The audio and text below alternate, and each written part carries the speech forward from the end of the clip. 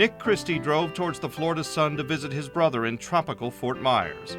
But instead of vacationing, Nick wound up detained, pepper sprayed, and ultimately dead. His death has been ruled a homicide because he was restrained and sprayed with pepper spray by law enforcement officers.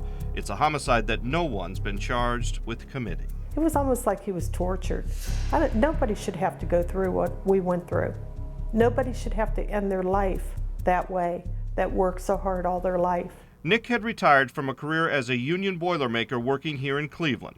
Soon afterwards, his health, both physical and mental, began to deteriorate. When he decided on a whim to drive from Ohio to Fort Myers, his wife worried, especially after he got into an argument with his brother and checked into this hotel. Joyce had her local police department call the Lee County, Florida Sheriff's Office. He needs to be faceless. Okay, so he needs to be Baker active. Yeah, he's manic, he's suicidal. The Lee County Sheriff's Office tells Fox 8 that Baker acted is code for helping get services for someone having mental issues. He was a man that needed medical help, correct?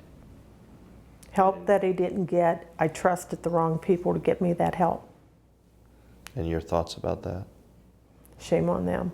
The Lee County Sheriff's Office detained Nick, but instead of taking him to a hospital, he was taken to the county jail. He was released, went back to the Days Inn, but was detained again and put back in jail, his wife says, after some type of argument.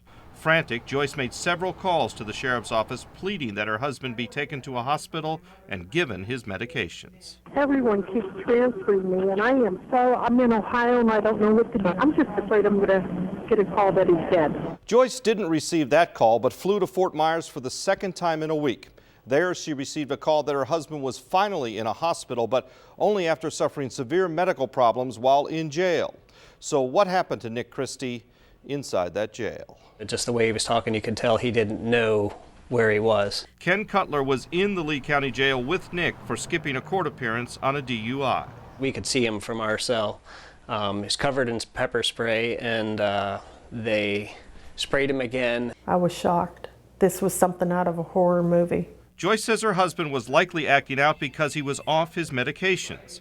In her lawsuit, she alleges the jail denied necessary prescription medications to Nick.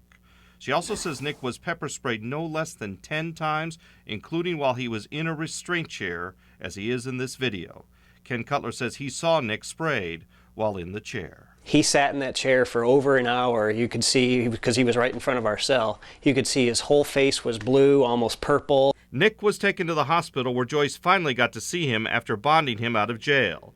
But Joyce says the medical personnel who wanted to help Nick had trouble doing so because they were gagging. I met with a nurse and 2 doctors, and they said they had trouble working on Nick because he was excessively pepper sprayed and it was affecting them. Nick had a heart attack and died. He was only 62.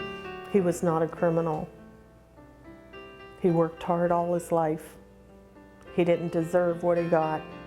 This is a living nightmare that I have to relive and think about every day and think, what could I have done different?